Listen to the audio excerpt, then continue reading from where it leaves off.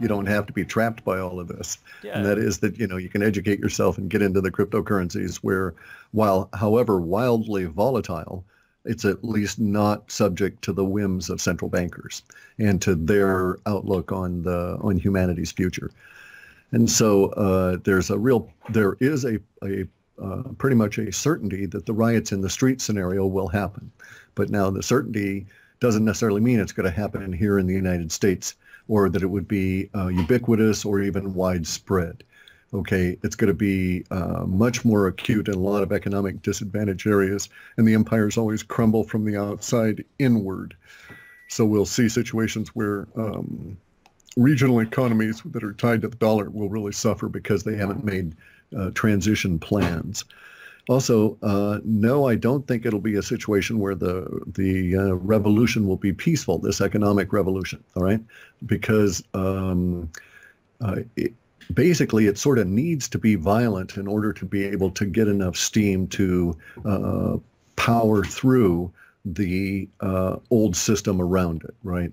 Because the old system's crumbling no matter what. The debt bubble has reached its maximum extreme to the point where they're harvesting 21 trillion of these debt dollars out of the system, and we don't even notice it because they've hyperinflated so much, right? So at a certain extent, you're correct. There is the potential for that if all of the hyperinflation were to go into the classified space programs or disappear into special access project things, holes in the ground in Area 51, we might not notice it for years.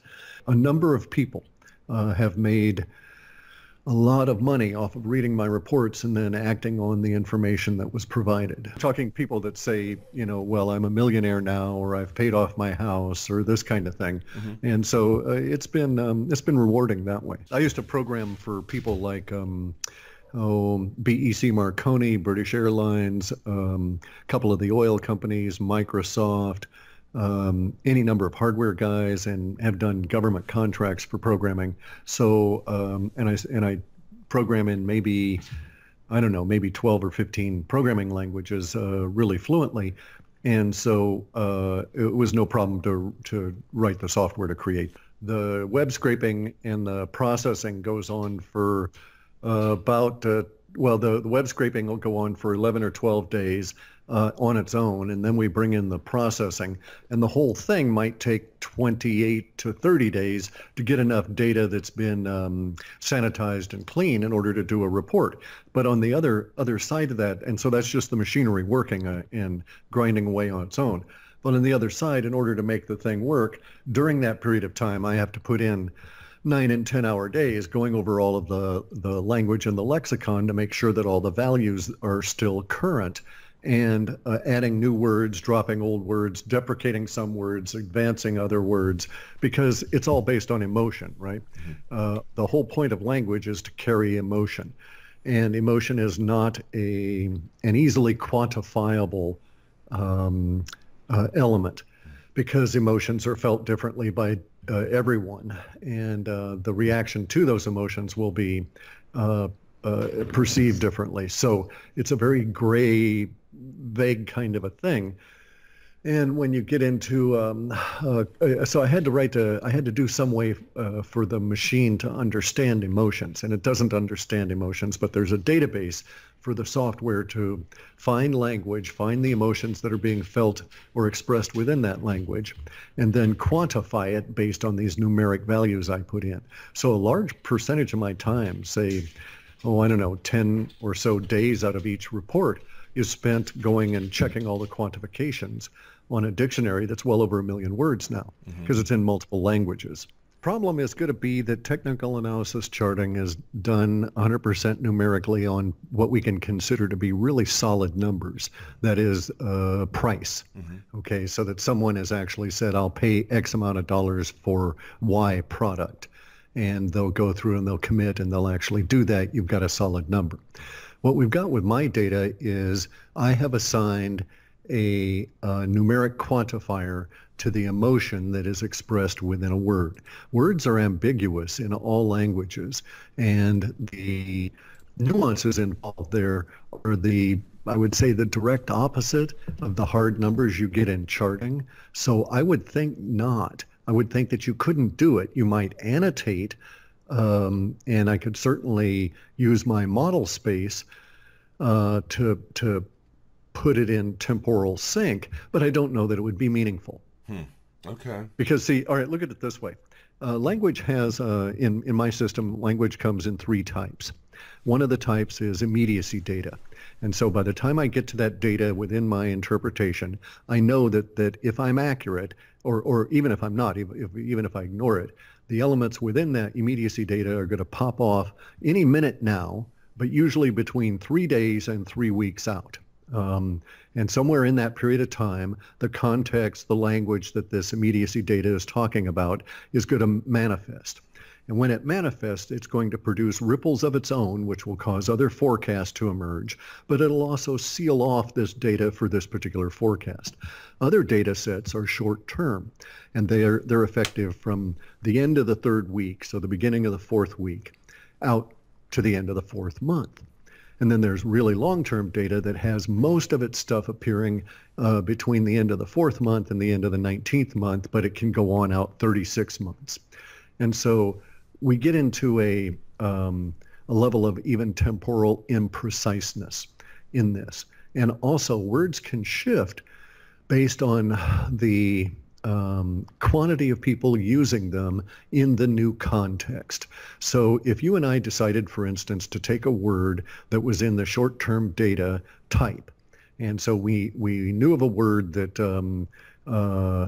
let's say wedding. Okay, wedding is such a word. Usually when weddings as a separate, as an identifiable occasion come into the picture, the majority of the emotional import of that language is within the short-term data set. So so if a woman is talking about a wedding with emotional attachment being expressed through that word, she'll usually be looking at something out a month, 2 months, or 3 months, right? But say that you and I decided we were going to make that into an immediacy word, and we had lots and lots and lots of people start changing their context on the word wedding, so that when they said the word wedding, they meant something that was going to happen within 3 weeks, come hell or high water, and that was it. We could actually do that if we got enough people to discuss it. We could change the cultural context such that the language that was used in that culture also changed to reflect the new context. And so, in this sense, it's just not as solid as the price, because if someone paid the price for that particular item on this particular day, it's a resolved act. It's an irreversible action. It can't be modified. And within my data system here, we have this ability of the flexibility of language because it's happening continuously. So you're a young guy, you're just barely out of your teens, so you probably remember hanging out with your fellows and creating new slang and involving yourself in new words where you heard someone use a word that really reflected something and resonated within you. And basically the way I put it is that particular word expressed an emotion that you were sure your parents did not feel. And so that's why we do evolve slang. But 90% of slang dies within that first 3 or 4 months. It doesn't pick up. It doesn't have a carry value, doesn't go forward into the future. But it nonetheless is part of that froth in the immediacy language. And before it dies, it may also be prescient. And so I've got to stay up on top of these. But so you see the problems that are involved, and it really is not a chartist kind of a process. I'm not a fundamentalist in terms of the charting and so on, so I don't understand the techniques and so on. Okay, so when I pull up data, it's actually forward-looking. So I can predict market manipulation up to or I can predict periods in which we could just say that the pricing is going to be a little bit wonky. It's just going to be a little bit, it would be manipulation that would cause it, but in the sense of the data, it would show up as being unpredictable, that it could be this or it could be that. And the reason that we get this is because of the okay, I don't use conscious language. So it's not like the web scraping is going on out and looking for people talking about what might be the price of XYZ coin. All right. It doesn't work that way. But the context for XYZ coin might be, let's say they're tokenizing bikinis. All right. And so somehow they're tokenizing bikinis. And if I see a lot of words online in unusual places relative to past runs about bikinis in a forward-looking way, and those words have context around them going to the economics, the financial aspects of it, the business aspects of bikinis and so on, then I can say, aha, there's an emotionally prescient wave coming that will affect bikinis, and therefore I would expect that XYZ coin, which is tokenizing bikinis, would at least get a pump due to the being on everyone's mind kind of thing in the attention market. Especially with Bitcoin, because there's a big emotional investment around the actual monetary investment. So yeah, I have that data, and some of it's going to be put into the next report. I have a difficulty in making any particular statement about the dates and so forth now, because I'm not that far into the interpretation process. I know the emotions that are going to be prevalent. I can see the descriptions around the conditions that will cause the emotions to change, but I haven't gotten to the part of mapping that into model space to get an idea of the time frame that we're looking at. But in general, the data sets that I'm looking at now, the data has been gathered, and so in general, the largest bulge is in the short-term stuff. And so by short-term, I mean the end of the third week out to the end of the fourth month. And so I would expect that when I get into matching up in the model space, I'll find that the information is within that time period. Okay, so there's before nothing fall, you can tell me, basically. basically, I'm not going to give you a date or anything relative to that. And I have the thing I can say is that I have, for my work and for Bitcoin, over these last, let's say, 3 years, I've not had emotional quantifiers this high. Meaning what exactly? That the emotional quantifiers that were present in October and November, the emotional tone, so to speak, the numeric value for the aggregate emotional tone around Bitcoin is lower than what I'm finding now. So when we get into this next bull run, it's going to make the frenzy of late last year seem small.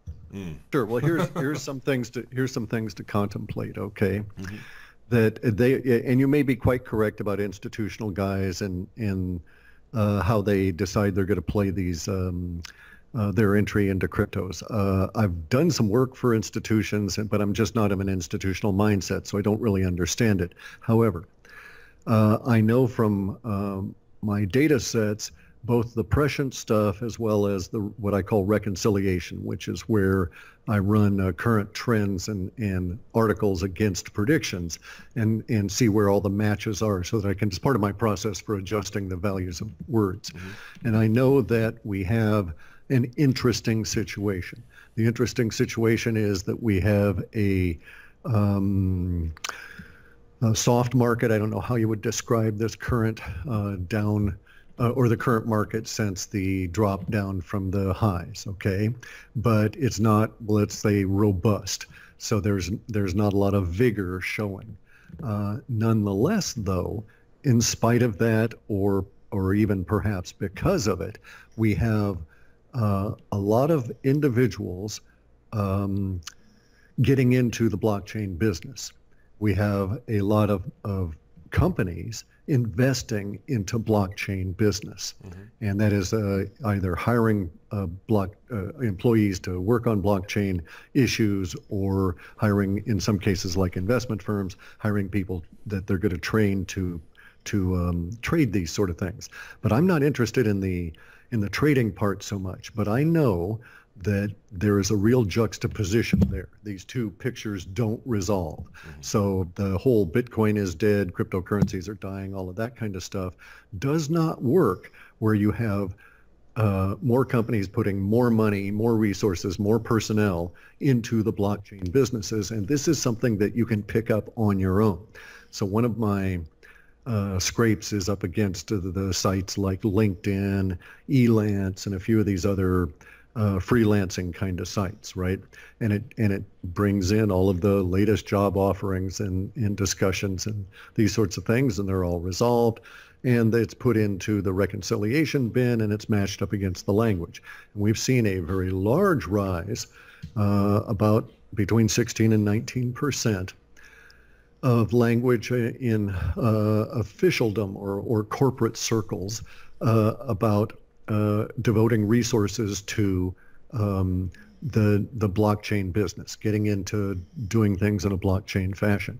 When I go to officialdom sites that are government based, and I have to say that it's not 100% all .gov kind of sites, because in other countries they manage things differently, and NGOs or non-governmental entities will be tied into the government so tightly that anything that the NGO issues you need to read as though it was officialdom kind of a thing. But even there, we're looking at government, a trailing indicator and a backward indicator.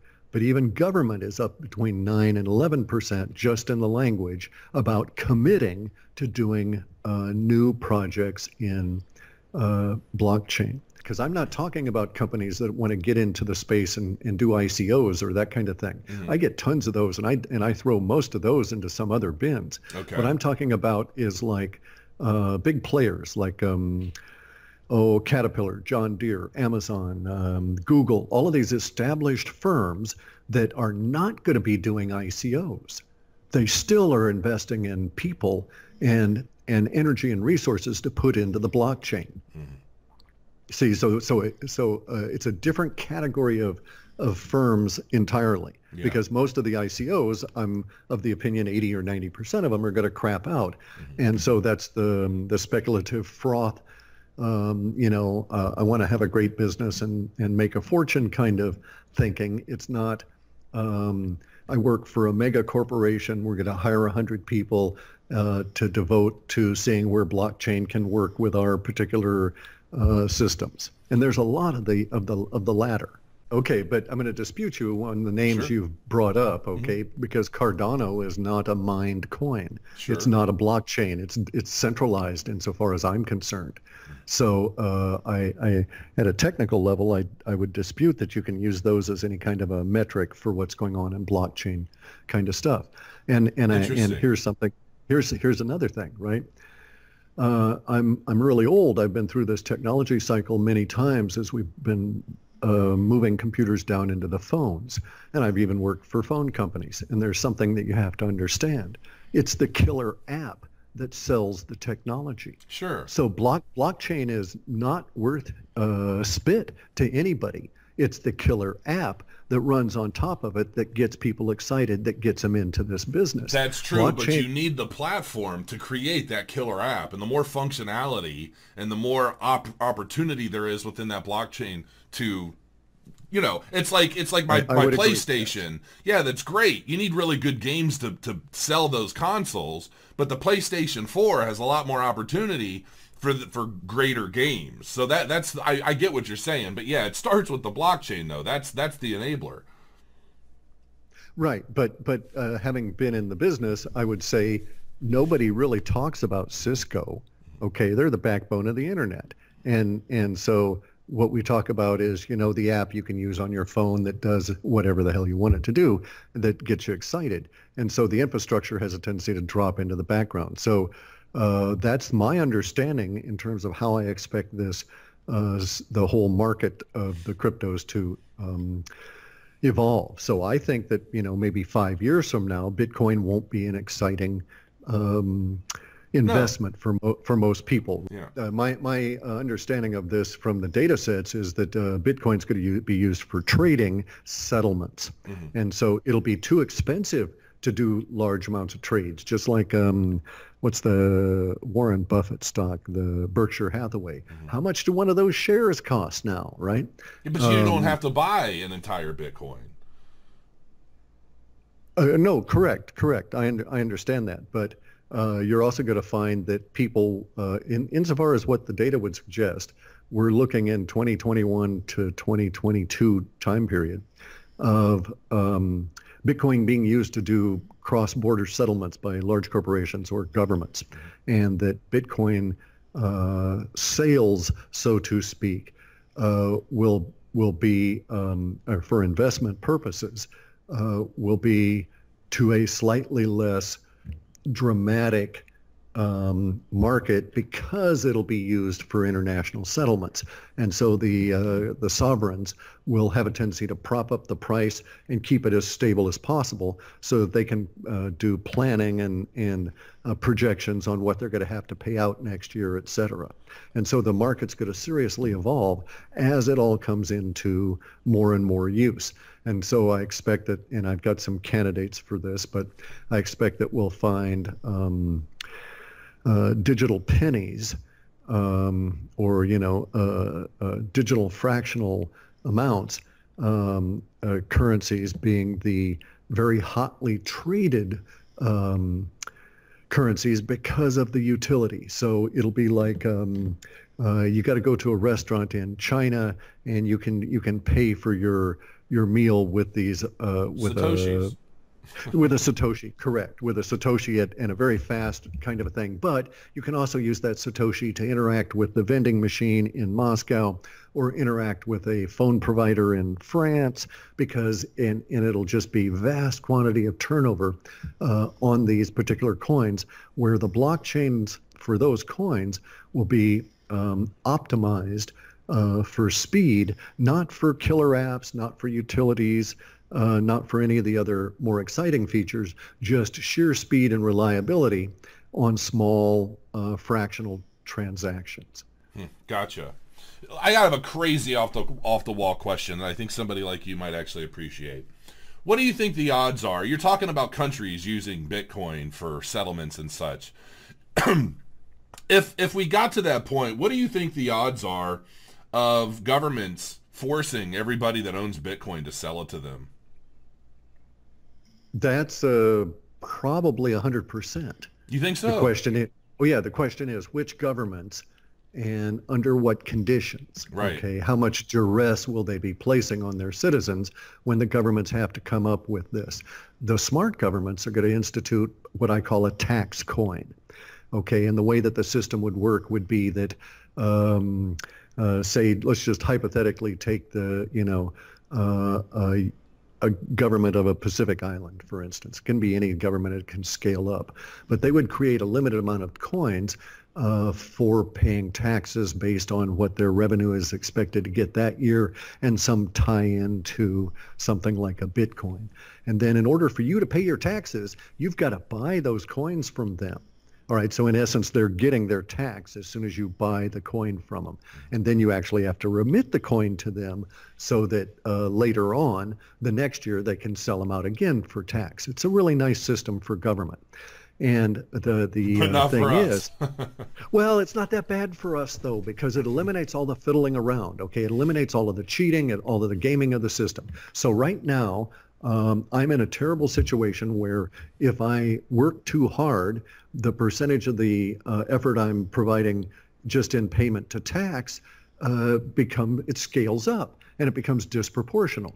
And so, for instance, a kid in Germany who's under 35 and he's making $100,000 a year and he's just starting off on a really good career. Well, he's paying 68% of his income into tax. And there's a gaming component to that, just like there's a gaming component to our tax structure here in the United States, where you got to go and you got to start fiddling with deductions. You got to deal with paperwork and so on. So what if we instead had what amounts to a very simple, easy to run, flat tax? And that tax could be generated, the amount you could anticipate based on how the coins are selling at what part of the year. And so you could theoretically, if they opened it up as a fluid market, you could buy your tax coins cheap at the like on April 16th, as the government's selling out last year's tax coins and reissuing them for the next year. Maybe there's a discount on it if you buy the tax coins early. But if you wait until December, you're going to pay 2 or 3 or 4 times what you might have gotten them for in January. And it would end up being a flat tax that would be gamed at a different level. It would be gamed at the market level, but not with the mucking about with the Internal Revenue Service, okay? And you wouldn't have those kind of things, and government wouldn't have the huge amount of individual effort going into the simple process of raising money for itself. And it can be spread down. So in other words, you could go and buy coins to stay at a state park, or go and buy coins to stay at a national park.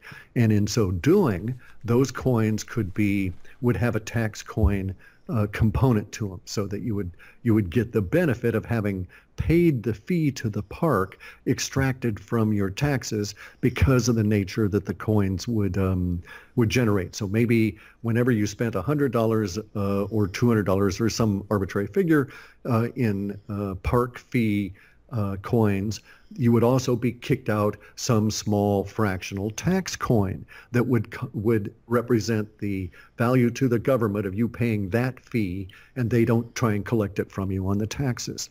Gotcha. And so it becomes ever so much more equitable. It's a very libertarian system, because you actually would vote with your dollars or your money as to where you want these things to go. And for instance, if you spent all of your time living in parks, traveling all around the country, taking photos or whatever the hell, and enjoying the nature and stuff, you'd accumulate a disproportionate amount of tax coins from that, and you would reduce your overall tax burden in a very libertarian kind of a fashion.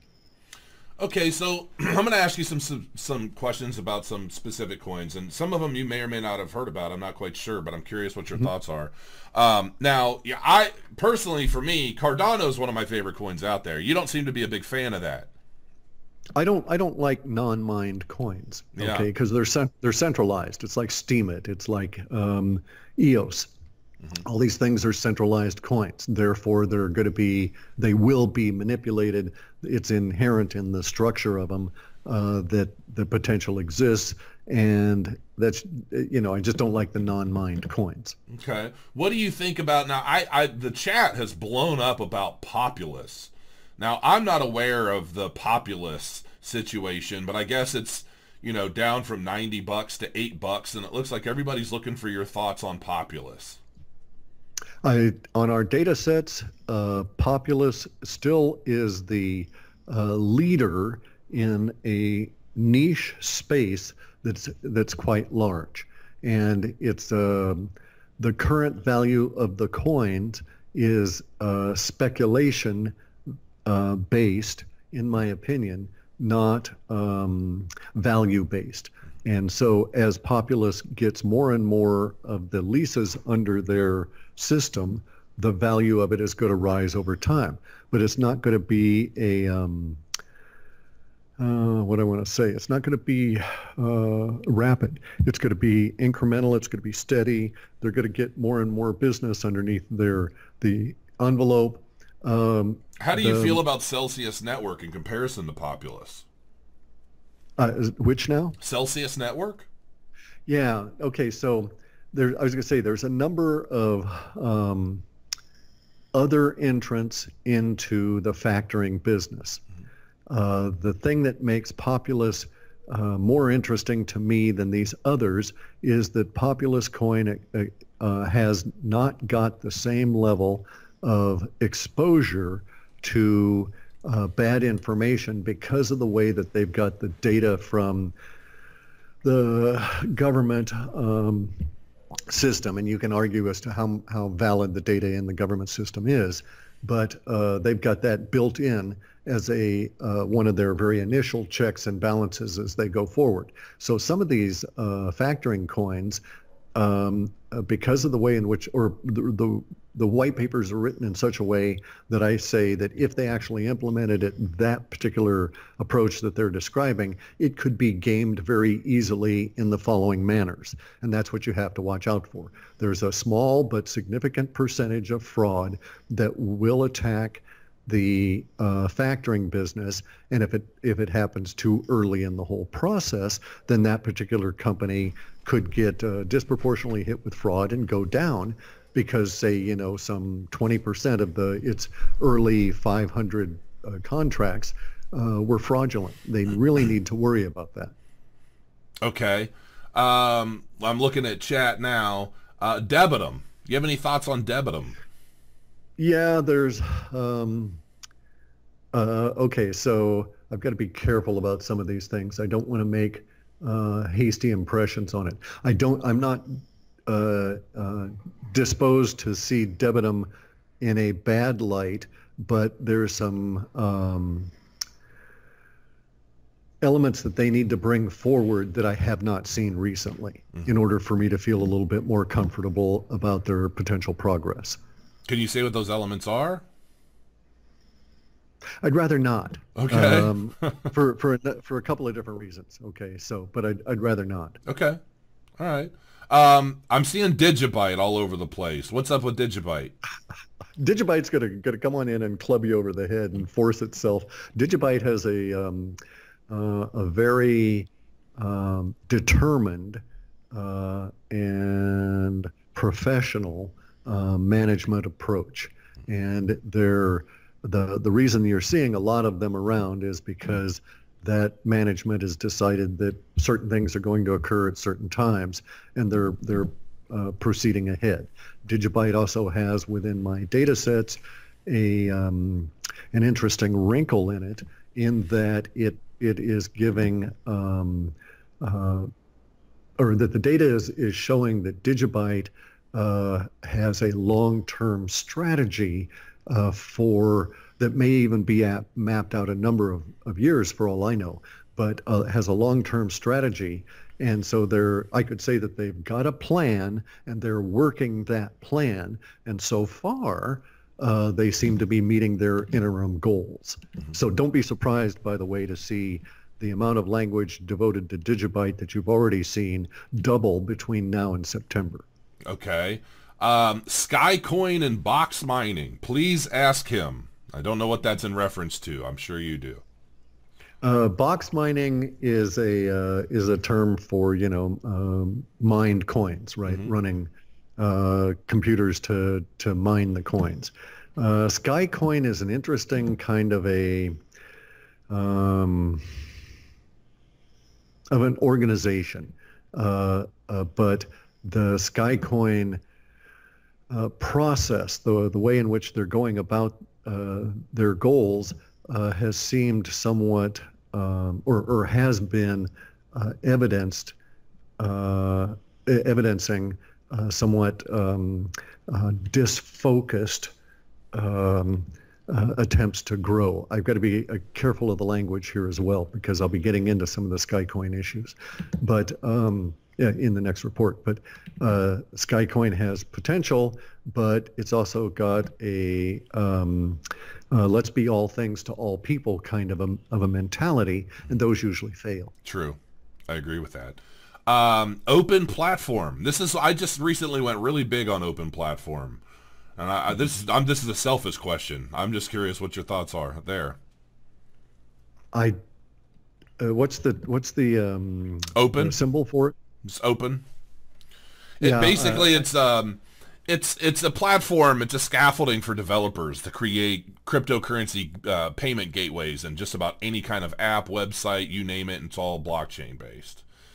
It's pretty. If you're not familiar, look into it. It's Okay, actually well, see pretty. here. Okay, well, see, here's the thing. Okay, you've made some statements that are contradictory. I haven't run across this, but there's no such thing as a development platform that's blockchain based that will allow developers to create payment gateways and I have to qualify that for anything other than the platform they're working on.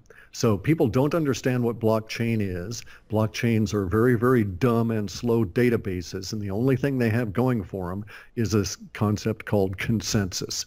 So blockchains are not the next SQL. They're not spiffy, high-end data storage and retrieval operations. They don't provide developers anything in that regard. So if you're telling me that Open is developing a blockchain that developers would create applications against as a test case for using those applications on other blockchains, then I would say, well, not many people are going to use it. Because if I'm going to develop something for, say, Ethereum, I'm not going to test it out on Open. I'll test it out on the Ethereum testnet. I won't devote my code to Open at all.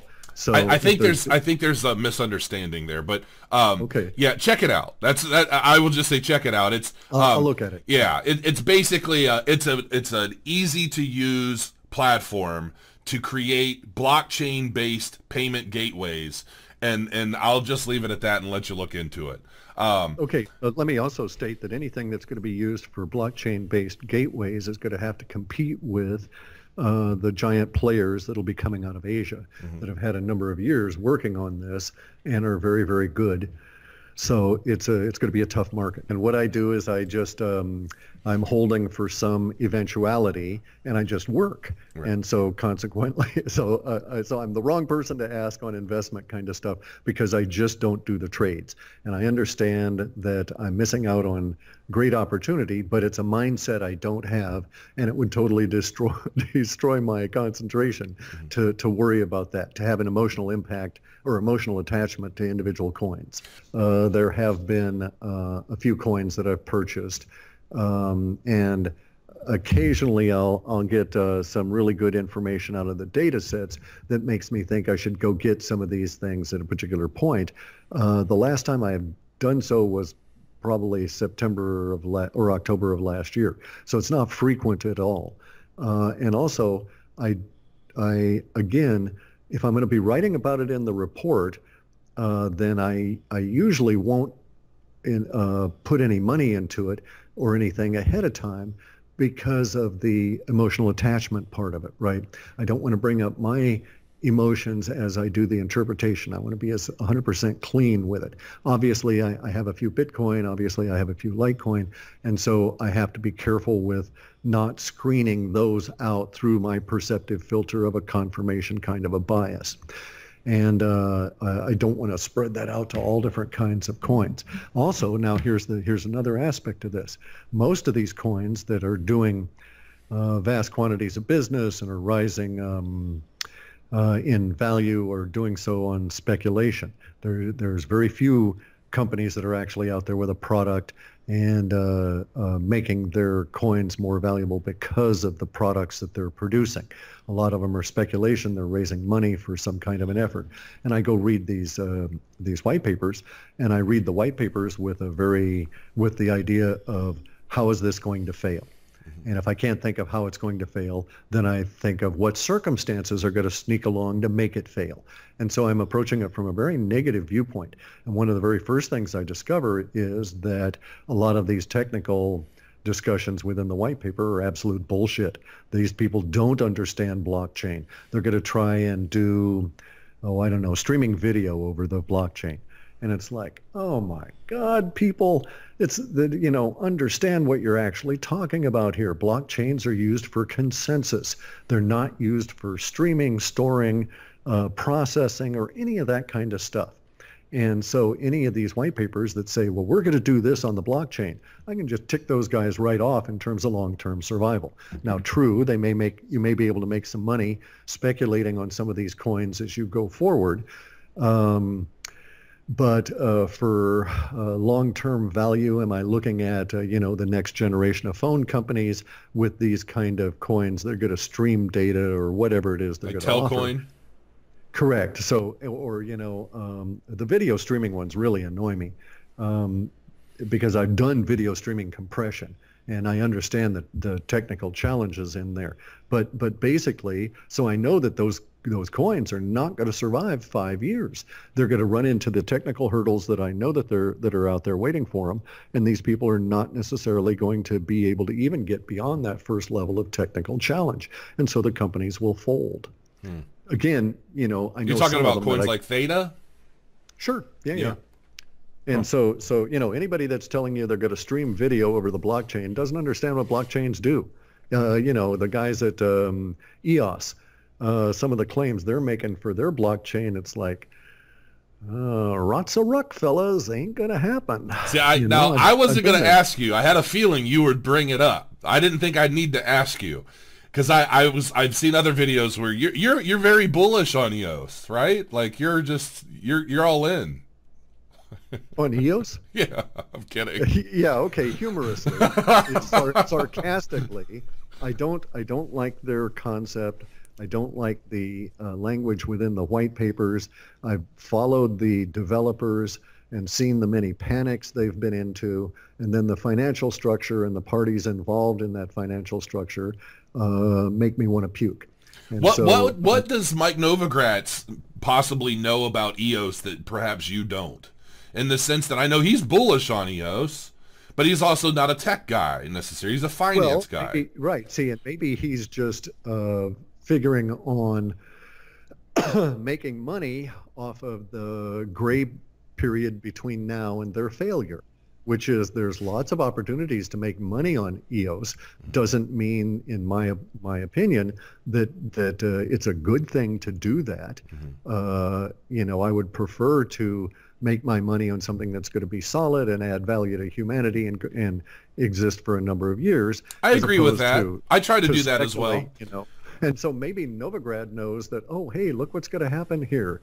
EOS is going to get all this stuff whipped up, and I'm going to short the absolute hell out of it because I know that the top 3 leaders are pedophiles, and there's arrest warrants pending for these guys, and they're just going to crash and burn. And, oh, yes, we can make lots of money off of it. Maybe that kind of a situation. I don't want to put words in his mouth, but it may indeed be that he's looking at it from a financial aspect, not a particular, do I really want to be in business with these guys, or a technical aspect. Right. I would have to assume it's a technical side of things because I've got to be honest. I was reading about Bitcoin City in Puerto Rico, where everybody's kind of going and hodling their assets, avoiding the capital gains tax without having to get rid of their U.S. citizenship. And I know that Brock, you and Brock are apparently drinking buddies, and no, kidding again. But at first I thought, well, this guy sounds pretty sharp, and then I saw a video of him talking, and I'm like, I don't know if he's so sharp. And then I saw something else about this whole blockchain city, and I think maybe this guy's sharp. And then I saw a video about you talking about him. I'm like, oh, it's been such an up and down thing, and now I'm kind of sitting on, okay, so if half of the negativity that I've been hearing about this guy is in fact true, which I do not know, I'm just staying away. I was even asking my Telegram channel what their thoughts were on EOS. I do not hold any. I do not have any. I've never bought any. Right. There's always been something about it that I've never been able to put my finger on it, but there's just always been something about it that it's just kept me away, so I've never bothered. But so many things have been coming to light about, Brock, and then I saw the where he kind of distanced himself from EOS, and I saw another video after that where you're like, well, where is he's still there? Like, there's no distance really created. And look at the what this says at a macro level. That the waffling back and forth, the mixed messages coming out of the EOS thing. Brock Pierce is a pedophile. He's fled pedophilia charges in the past. That's their modus operandi. He's got to flee. He's not somebody that you can count on to stay there and tough it out when the going gets tough at a technical level. But is that fact? I mean, are there like public reports on this and everything, or I Sure, mean, sure. Just go to Google and look up Brock Pierce arrest Spain, okay, and okay, and just that's all you have to do. You can go to the YouTube and look at the movie An Open Secret, in which you see Brock Pierce explaining his predatory addiction to children in that movie inadvertently. And he fled the United States, and then was able to manipulate the system to buy his way back in clean, so to speak. But these charges never go away, and so I don't have a whole lot of respect for his lifestyle choices, and I know that those lifestyle choices make his mind work a particular way. Okay, so I've been just to contrast. Okay, I've been married so long that it's like, is it 45 years or is it 50 years? you don't even know what Okay. sex is like anymore, do you? But hey, I know what determination and commitment and success is like. Right. Okay, and I've had many failures in my life, and every single time I've had a failure, I stood my ground, got up, and went at it again. Mm-hmm. I don't take the approach of abandoning it and fleeing. That's what I expect Brock Pearson and Block One to do when they run into their technical challenges, of which many of them await them. They're nowhere near out of the technical challenge issue. And the whole thing of the long-running ICO and the way in which the money was raised and who has it now make me think that there was a potential setup to exploit the situation, allow EOS to crash, and make the money off of the instant appreciation of the ETH. Because bear in mind that as soon as EOS collapses, everybody's going to turn their attention back to Ethereum. That's a very good point. And also, by the way, I saw you mention that before, and it didn't quite make sense to me, but you just put it into perspective. You're basically, these guys are holding a shit ton of Ethereum while they're developing on EOS. Why would they be doing that? correct, and they're not holding the majority of the money in EOS. Right. They've sold off all of that. They converted it to Ether, so they stand to benefit when EOS fails, but they don't stand to benefit proportionately if EOS were to succeed. So it makes it one of those things that make you go, That's actually a really scary but very valid point. If that, yeah, I mean, assuming all this stuff is fact, I mean, I personally have no interest in EOS. I mean, I had never heard of any of the pedo stuff until watching you talk about it in the video, and I've got 3 daughters, man. I mean, like I can tell you right now, if somebody were I don't know, man, there'd be a lot of dead people if anything like that happened to my kids. I'll tell you that right now. A lot of dead people. But yeah. On a lighter note, what do you think is the biggest fail coin? What do you think the biggest failed coin is going to be at the end of this year? Well, we've already discussed it. In terms of biggest, it's going to make the largest impact is going to be EOS. You think that's gonna seal it? Its fate is going to be sealed this year.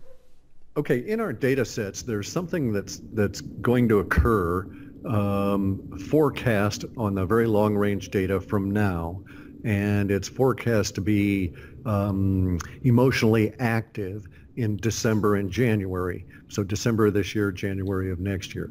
In that period of time, we will see an emotional reaction that will dwarf what we went through in December and January of December 2017 and January 2018. So the Bitcoin rise and all the emotional aspect of that, everybody getting all whipped up, and then the sinking of the price will be very, very, very small compared to what's going to happen in December and January of this year. Now, the data sets are suggesting there's going to be one big winner in this process. Even though the whole emotional thing is negative, there is a sort of like little shiny bright spot that's going to come out of it. And there's a bunch of smaller ones that are also going to share in that luster. And I don't have details, but I have a sneaking suspicion that we're looking at a scenario that might be akin to EOS totally crapping out, and then vast quantities of people turning into Ethereum to make up for their lost time and their misinvestment.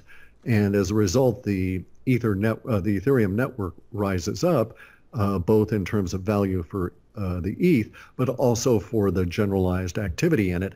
And thus, I also think that there's this small scattering of maybe a dozen coins or projects that also share in the luster are those people that are developing the apps for the Ethereum and are rolling them out in reasonably short order. End of 2018, what do you think the top 5 is going to be? Well, I've got Bitcoin and Litecoin for sure. And we're going to have to define what do you mean by the top 5? Top I mean, 5 like market cap, I guess. And I'm curious about Litecoin being one of your picks.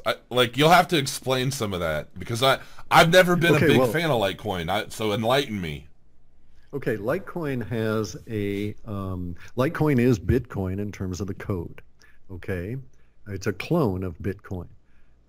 After it was cloned, they did things in there to make up for what they thought of as the downside or the not too swift technical features of Bitcoin.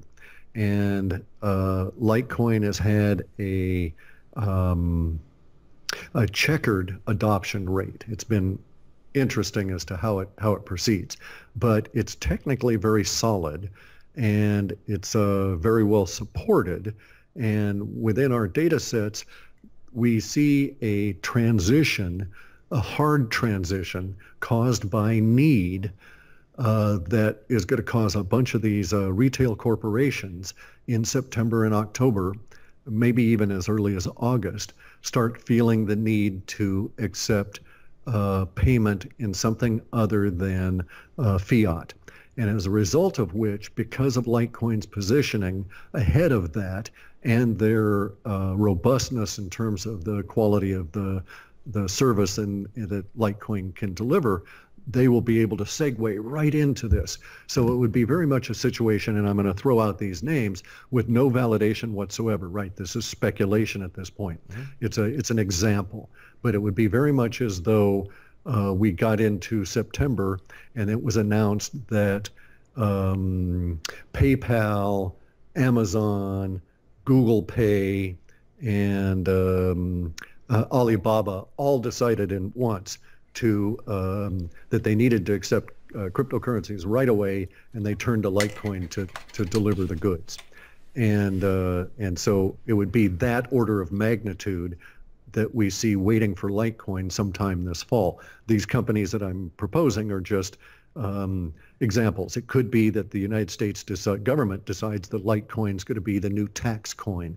Whatever it is, there's this big emotional, solid kind of boost that gets under Litecoin in fall that has and it's a temporal echo of what happened to Litecoin when Litecoin was about $36 to $42, okay? When Litecoin was back a ways, right? When Litecoin was at that price level, I came out and said, oh, well, look, there's this emotional solidity that's going to develop underneath Litecoin, and it's going to go to triple digits. And everybody said, you're crazy. And sure enough, it did.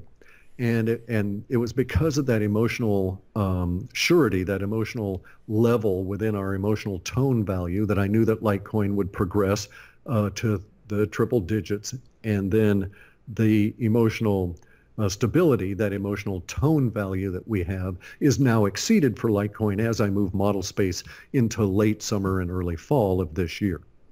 So, what I don't understand is when Lee left, didn't Lee just liquidate all of his own Litecoin and just leave the whole project? What's happened since then?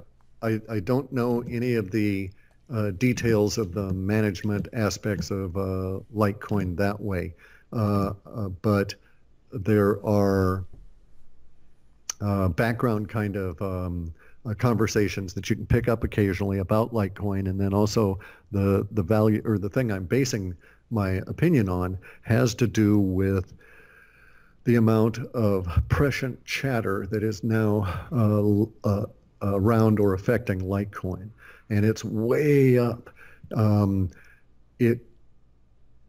In a negative kind of a way, you could potentially have You can have building tension or you can have releasing tension. Both of these can be good and bad within my system. So building tension could be fear, or it could be joy. You could both release or both build up tension at the same level. So it's not 100% certain that we understand the direction of the emotional aspect of this, but the outcome relative to Litecoin is emotionally positive. Its emotional tone value rises up into a good level there. So I don't know details. What I'm basing this on is the prescient language within the data sets at this point.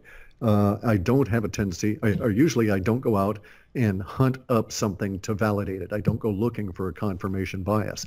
If the data suggests that Litecoin's going to go on up, then I'll report it that way, and I'm wrong or I'm not. I mean, I get it. I don't think I could,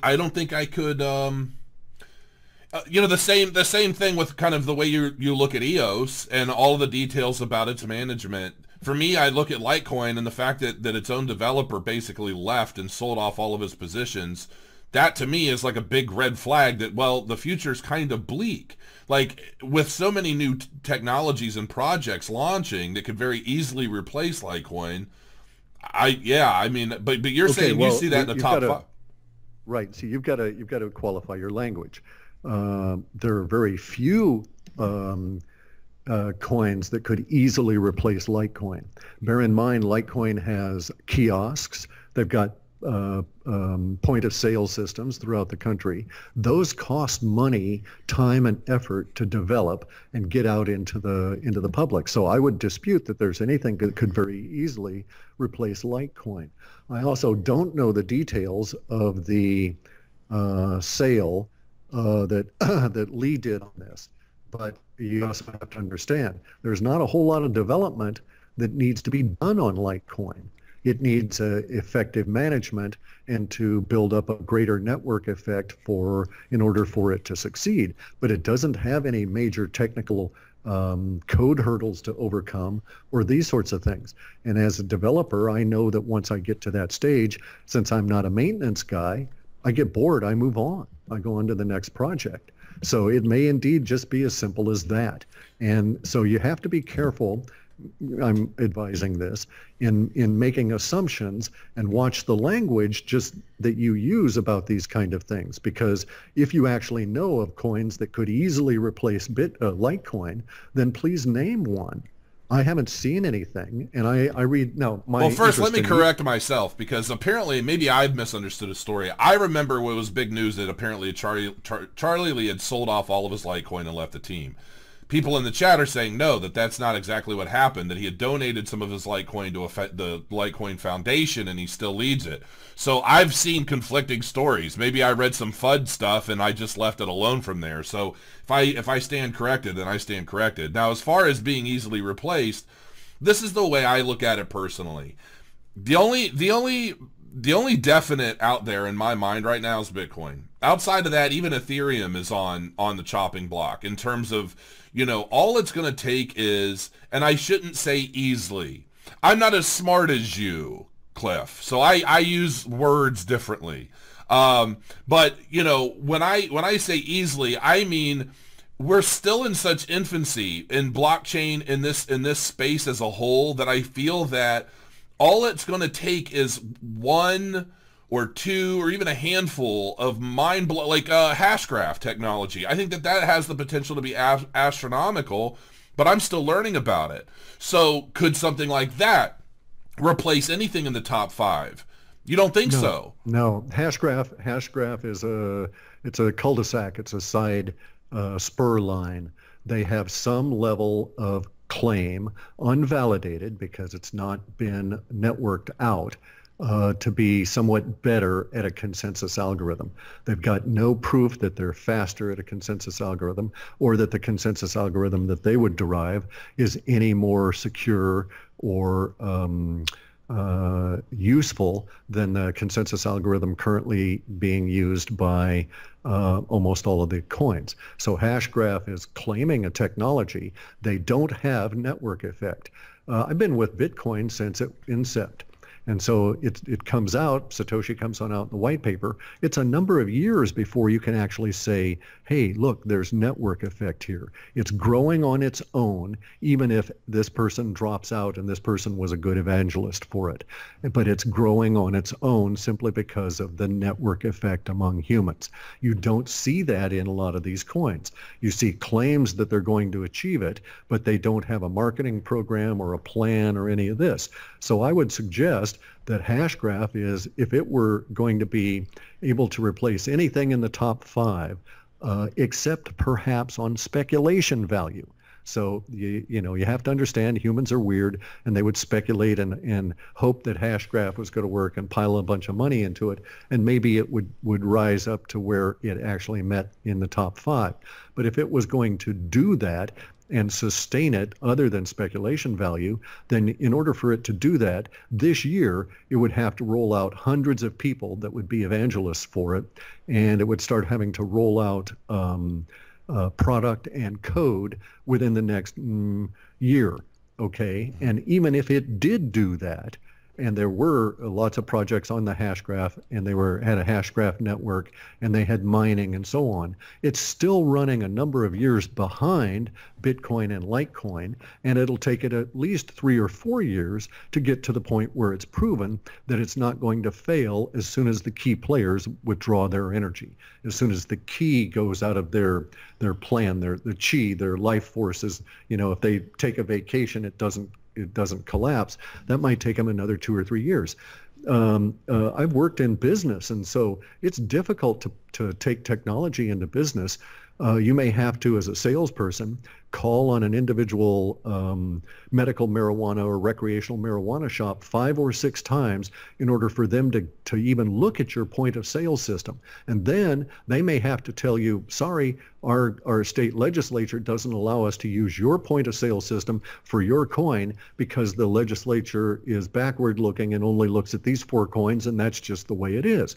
And so these other businesses in that particular state, pizza shops, all the places you need to have the acceptance, it's going to be years before you get anything in there. And so if they're not factoring this into their business plan, and they don't come out and say, well, it's going to take us 6 years and we'll have an estimated 2% of our point of sale system penetration in the following markets. If they don't have that kind of realistic view of it, then you've really got to question what's going on. So in a nutshell, what do you predict the top 5 cryptocurrencies for any reason, but primarily, obviously there's speculation, there's, everybody's trying to figure out what's going to be the next best thing. You've got the FOMO and the hype, and you've got all that.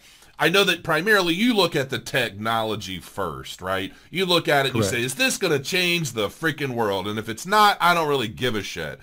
The rest of us dumb folks can't look that deep into technology, so a lot of it has to do with, the populace, the pulse. Where does everybody think this is going to go short term, long term? Me personally, when I put money into something, I do it for different reasons at different times.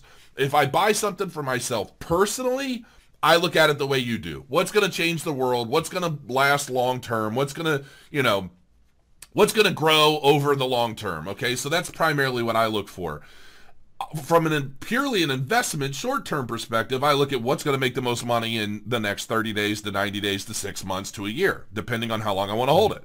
So, Right. When you look at it, we can say that if you're looking at things from my perspective, and we note that I'm analyzing it on a technical level and I'm harsh on this kind of thing, then we can say Bitcoin, we can say Ethereum, and we can say, even though I hate it, it's probably going to include Ripple. I knew you were going to, okay. And then, I'm not a Ripple fan. Right. And I'm not a fan of Ripple the same way I'm not a fan of Cardano.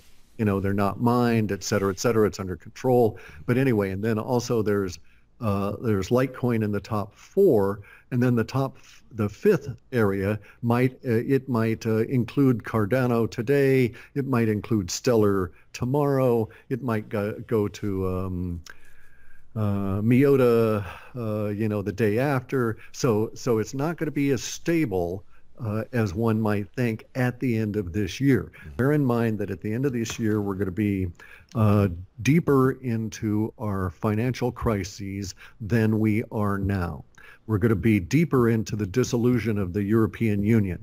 We're going to be deeper into the creation and dissolution of all of the fiat money system. And as a result of which, we're going to be in a much more chaotic environment at the end of this year than we are now. Part of that chaos is going to be reflected in capital fleeing fiat to go into Cardano. Into crypto space, right? And indeed may be a situation where Cardano makes out really well. Hey, I made a prediction that Cardano could hit $24 by the end of the year. You think I'm crazy? You think it's possible? Oh yeah, no, I think you're crazy. It doesn't necessarily make you wrong. Touche, old man, touche. Right.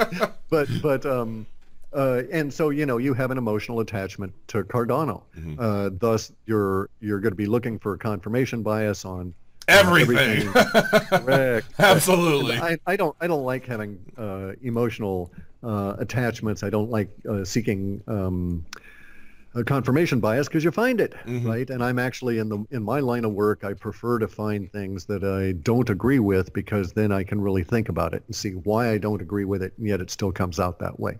So under the circumstances, I think the story for the cryptos is going to be very, very much whipped up. It's going to be very exciting. It's going to be, as I say, much more exciting in terms of the amount of verbiage in cryptos than we went through last year and early this year. And it'll be much more exciting on, say, an order of magnitude, maybe 2 orders of magnitude over what we experienced. And this will be a reflection of the corporations and the institutional money, but also all of the smaller people that are all getting into it. So you'll find, the pizza shops and this kind of thing, once they start putting in the point of sale system to accept the Litecoin, then they're going to be accepting Litecoin. They're going to be accepting Bitcoin in terms of their individual, the owner of the pizza shop. And, he may decide, okay, well, it makes no sense for me to save my wealth, my extra calories, my wealth from my store in dollars because they're printing those things. So, maybe I'd better personally go and buy a Bitcoin or a fraction of a Bitcoin with this month's profit, just so I'll be sure and have it and I can pay taxes on it later, that kind of thing. I'm curious, you haven't mentioned NEO at all. We haven't discussed it. I'm just curious. What do you think about it? I don't even own any currently, but I do really like NEO, and I'm noticing a lot of really good projects coming out on the NEO platform. And I like NEO a whole lot. It's as I was saying, a lot of the majors are going to come out of Asia this year. Asia is going to be resurgent in the crypto space. And I don't know that they're going to be backing down again in terms of how officialdom's going to be dealing with it. So I love NEO. I love OMG. The payment gateway issues you were discussing. That's one of the heavy hitters. And on NEO, we've got the same sort of situation where there's all kinds of activity in payment gateways in an extremely large market that's going to get even more so with the One Belt, One Road initiative from China. So China's investment in One Belt, One Road is going to, by some accounts, quintuple this year and quadruple next year, 2019. But by the time that the end of 2019 has been seen, we'll have seen another billion people come onto the internet. As these people come onto the internet, they'll be doing it under the best possible circumstances, which is under brand new Chinese infrastructure. The Chinese are not doing things that would allow that infrastructure to be used to restrict cryptos, and they could easily do so. So a decision has been made, in my opinion, at a high level within China to allow these billion people as they come onto the internet to go and have at the crypto business and be able to get involved there. And I also know that the payment gateway business in China from officialdom's side, not from the companies trying to sell those, but from officialdom deciding, well, look, we need a way to accept, these kind of payments from our citizens or whatever the circumstances are. Those kind of contracts are up 1,000% this year. There's just huge amount of interest on officialdom's part in the payment gateway process. And so that's a very good sign for cryptos in general, as well as the fact that it's coming out of Asia just because of the sheer size of the market. I guess, and I don't know if this is people playing me or not, but there are a lot of people asking about Zenfin. I guess, are you a fan of Zenfin?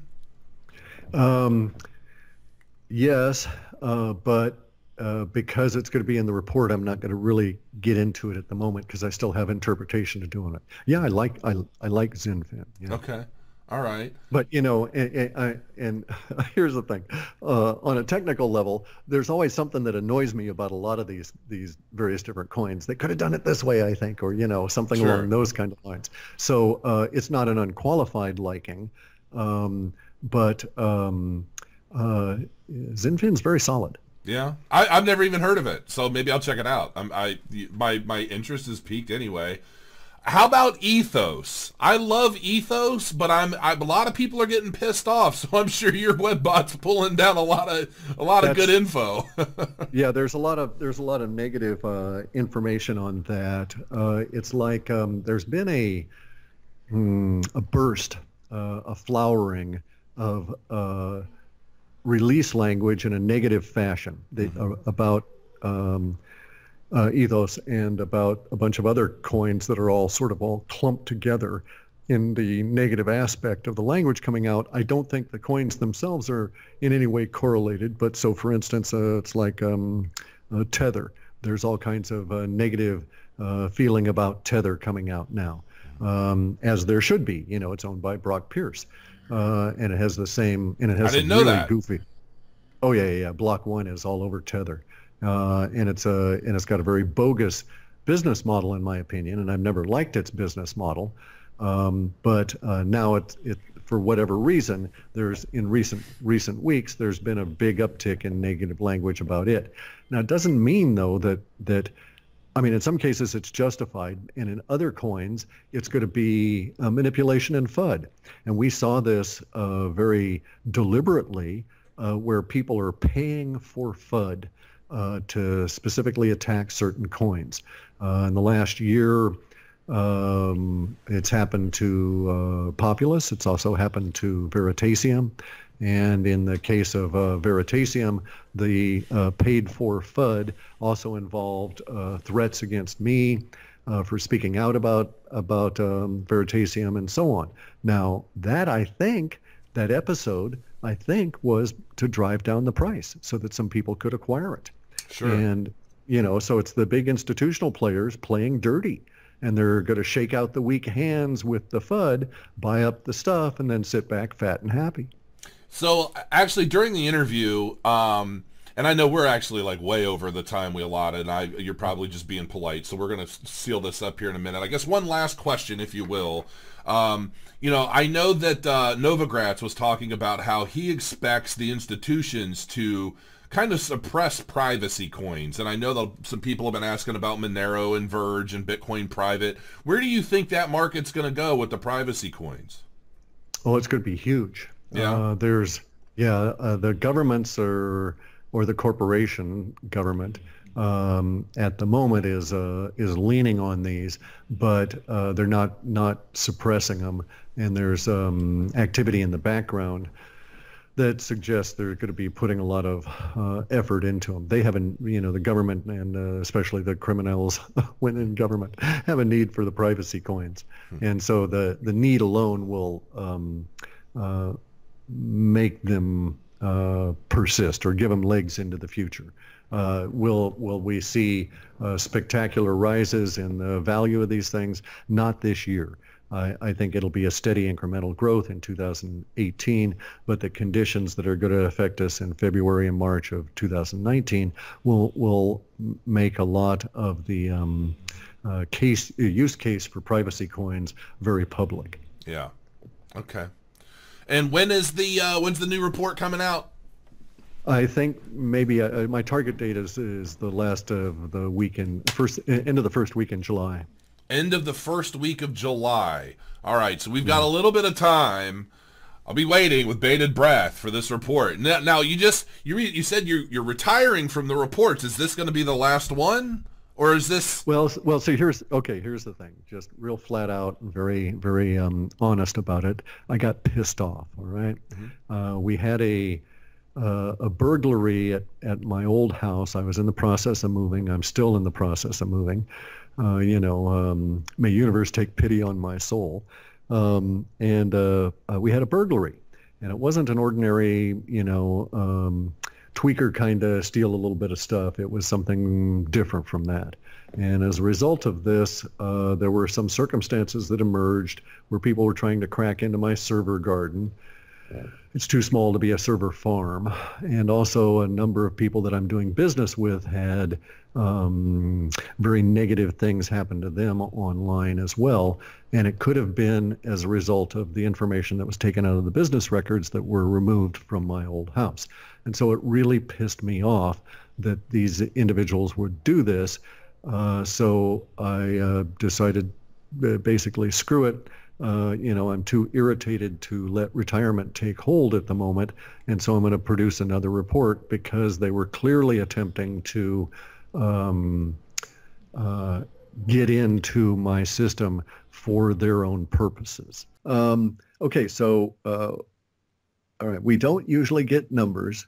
We frequently do get ratios, especially within the data sets relative to the cryptocurrencies.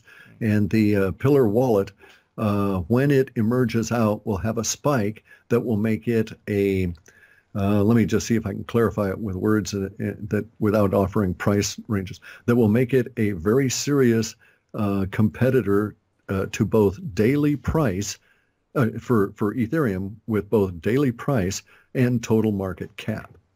But that's figured just by the last trade anyway, so it's not necessarily meaningful. There won't be that much money in Pillar, but Pillar will be a real contender there. This is going to, this is the data sets have had the Pillar wallet coming out of this organization as being very well timed. It's had it in the data set since March of last year. We didn't know what we were looking at until June, when we had it really laid out and Pillar started becoming much more active. And now their timing is looking pretty good because we have that 13.5% of early adopters, part of the population that's going to be moving in, and is even now moving in spite of the, or maybe because of the consolidation.